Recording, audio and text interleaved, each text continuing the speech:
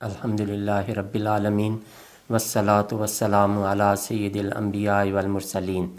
اما بعد فاعوذ باللہ السمیع العلیم من الشیطان الرجیم بسم اللہ الرحمن الرحیم السلام علیکم ورحمۃ اللہ وبرکاتہ۔ آج کے درس میں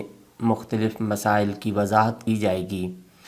کیونکہ بہت سے طلباء و طالبات اس لیے شکوک و شبہات کا شکار ہو کر بے چین رہتے ہیں کہ میڈیا کا دور ہے اور ہر طرف مسائل کے بیانات کی یلغار ہے۔ دین میں پختگی نہ ہونے کے سبب لوگ مضطرب ہو جاتے ہیں کہ فلاں نے ایسا کہا ہے، فلاں نے ویسا کہا ہے، فلاں حدیث میں ایسا آیا ہے اور آپ یوں بیان کر رہے ہیں، ہمیں کچھ سمجھ نہیں آتی، ہم کیا کریں؟ مسئلہ یہ ہے کہ اگر اسی طرح سے قرآن و حدیث سے مسائل اخذ کرنا آسان ہوتا، قرآن و حدیث کے احکام میں تطبیق سہل ہوتی، تو نہ علماء کی ضرورت ہوتی اور نہ ہی مدارس کی، نہ دینی علوم میں تخصص کے لیے لوگ اپنی زندگی کی ساری توانائیاں صرف کرتے، اور نہ ہی علم لغت، نہ علم صرف، علم نحو، علم اشتقاق، علم معانی، علم بیان، علم قراءات، علم اصول دین، علم اصول فقہ، علم بدیع، علم فقہ، علم حدیث، علم ناسخ و منسوخ، علم اسباب نزول، نور بصیرت، وحبی علم میں مہارتوں کی ضرورت نہ تھی۔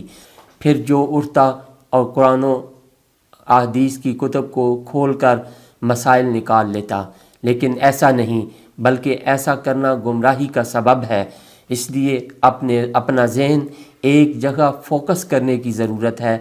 اس لیے علماء فرماتے ہیں کہ ایک فقہ جس کی آپ پیروی کرتے ہیں اس پر جم جائیں، تاکہ آپ کا ذہن مختلف شکوک و شبہات کا شکار نہ ہو، کیونکہ ضروری مسائل کا جاننا بذات خود دین ہے، اور اس میں کچھ فرق ہو گیا تو دین میں فرق ہو جائے گا۔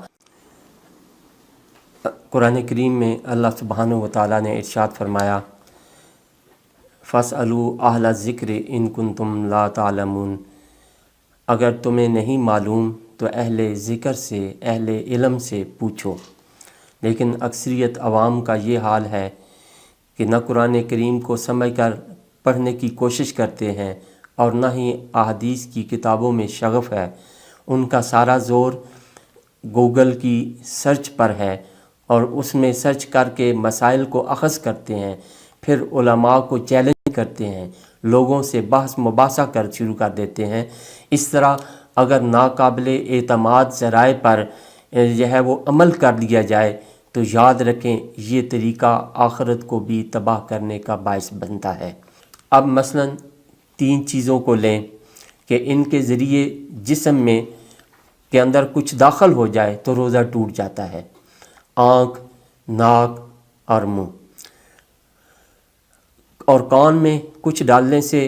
روزہ نہیں ٹوٹتا، شرط یہ ہے کہ اس کے پردے سلامت رہیں۔ اب جس کے پاس جدید فقہی مسائل کا علم نہیں ہے، وہ یہی کہے گا کہ ہم نے فلاں اکابر کی کتاب میں پڑھا ہے کہ کان میں دوائی ڈالنے سے روزہ ٹوٹ جاتا ہے، اور آنکھ میں دوائی ڈالنے سے روزہ نہیں ٹوٹتا۔ لیکن یہ اصول سب فقہا جانتے ہیں کہ علم الاعضاء کی تشریح کی بنا پر مسئلے اخذ کیے جاتے ہیں۔ پہلے علم الاعضاء نے اتنی ترقی نہیں کی تھی، اور یہی سمجھا جاتا تھا کہ کانوں میں کچھ ڈراپس وغیرہ ڈالیں تو روزہ ٹوٹ جاتا ہے، اور آنکھ میں ڈالنے سے آنکھ میں حلق کے ساتھ کوئی تعلق نہیں ہے، کوئی راستہ نہیں ہے، اس لیے اگر آنکھ میں دوائی ڈالیں گے تو روزہ نہیں ٹوٹتا۔ لیکن آج جدید سائنسی علوم کی بدولت جب علوم کی مستند اور قابل اعتبار وضاحتیں آ چکی ہیں، تو اس کی روشنی میں علماء نے بھی وضاحت کی کہ اگر کانوں کا پردہ سلامت ہو تو اس صورت میں ڈراپس ڈالنے سے روزہ جو ہے وہ نہیں ٹوٹتا، لہٰذا کان میں ڈراپس ڈالے جا سکتے ہیں۔ لیکن آنکھ اور ناک میں پیسیجز کی وجہ سے اس دوائی کا اثر نیچے تک چلا جاتا ہے، جس سے روزہ ٹوٹ جاتا ہے، اور سرما استعمال کرنے کی اجازت خود نبی کریم صلی اللہ علیہ وسلم نے عطا فرمائی ہے۔ اس کے بعد اب عورتوں کی تراویح اور صلاۃ و تسبیح میں باجماعت نماز کی بات کروں گا، جس کے بارے میں کثیر تعداد میں سوال موصول ہوئے ہیں۔ ان سب کا جواب یہ ہے کہ فقہ حنفی کی روشنی میں عورت کا امامت کرنا جائز نہیں ہے، منع ہے، لیکن علماء نے کچھ وجوہات کی بنا پر کہ معلومات بہت زیادہ اور حقیقی علم لوگوں کے پاس بہت کم ہے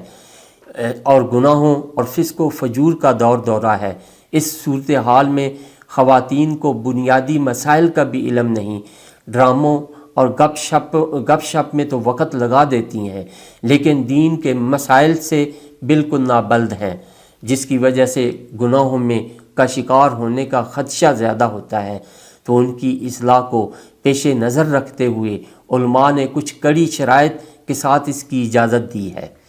بلکہ ایک ایسے گھر میں جہاں عورتوں کی تراویح کی جماعت کا بندوبست ہو، وہاں عورت باپردہ حالت میں کسی امینہ کے ساتھ جا سکتی ہے، وہاں مکمل شرعی پردے کا لحاظ ہو، دوران نماز کسی نامحرم کی نگاہ میں نہ آئے، مردوں اور عورتوں کا اختلاط نہ ہو، شرم و حیا کے پورے تقاضے پورے کیے جائیں،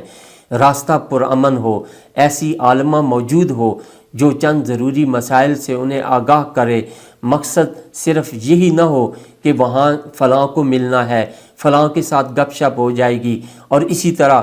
تفریحی موڈ بنا کر نہ جانا، اور پھر ان شرائط کے ساتھ خواتین مل کر نماز پڑھ سکتی ہیں۔ حضرت عمر فاروق رضی اللہ تعالیٰ عنہ کے دور میں خواتین مسجد میں نماز ادا کرنے جاتی تھیں، لیکن حضرت عمر رضی اللہ تعالیٰ نے اس سے منع فرما دیا، تو عورتیں یہ مسئلہ لے کر ام المومنین سیدہ عائشہ صدیقہ رضی اللہ تعالیٰ عنہ کی بارگاہ میں حاضر ہوئیں اور کہا کہ ہمیں حضور صلی اللہ علیہ وسلم نے مسجد میں آنے سے نہیں روکا، لیکن آج حضرت عمر فاروق رضی اللہ تعالیٰ عنہ نے ہمیں مسجد میں نماز ادا کرنے سے روک دیا ہے۔ تو اس بارے میں ام المومنین سیدہ عائشہ صدیقہ رضی اللہ تعالیٰ نے ارشاد فرمایا کہ آج کل عورتیں جس طرح زیب و زینت کر کے مسجد میں جاتی ہیں، اگر اسی طرح نبی کریم رؤوف الرحیم صلی اللہ علیہ وسلم کے دور میں بھی اگر وہ ایسا کرتی تو سرکار دو عالم صلی اللہ علیہ وسلم بھی انہیں مسجد میں آنے سے منع فرما دیتے، اور آج کل کے حالات تو اس سے بھی زیادہ بگڑ چکے ہیں، اس سے تو ہم سب بخوبی واقف ہیں۔ تو علماء کا اسی پر اتفاق و اجماع ہے کہ خواتین کو مسجد میں آنے سے روکا جائے، لیکن یہ اجماع جو ہے وہ سختی پر مشتمل نہیں ہے۔ تو علماء نے یہ دیکھا کہ خواتین شادی بیاہ، مارکیٹ اور تفریحی مقامات پر آتی جاتی ہیں، تو انہوں نے کہا کہ ان کو مسجد میں بھی، اللہ کے گھر میں بھی آنے دیے جائے، شاید اس سے ان کے دینی معاملات میں بہتری آئے، ان کے طرز زندگی میں جو ہے وہ بہتری آئے، اس لیے۔ لیکن ساتھ ساتھ انہوں نے کڑی شرائط بھی رکھی کہ اگر یہ شرائط پائی جائیں گی تو اس صورت میں عورتوں کا اکٹھا ہونا اور صلاۃ التسبیح پڑھنا، صلاۃ التراویح اکٹھی ادا کرنا اس کے لیے درست قرار دیا ہے کہ جس گھر میں وہ اکٹھی ہیں وہ گھر محفوظ ہو اور کسی امینہ کے ساتھ وہ آئیں، راستہ پرامن ہو اور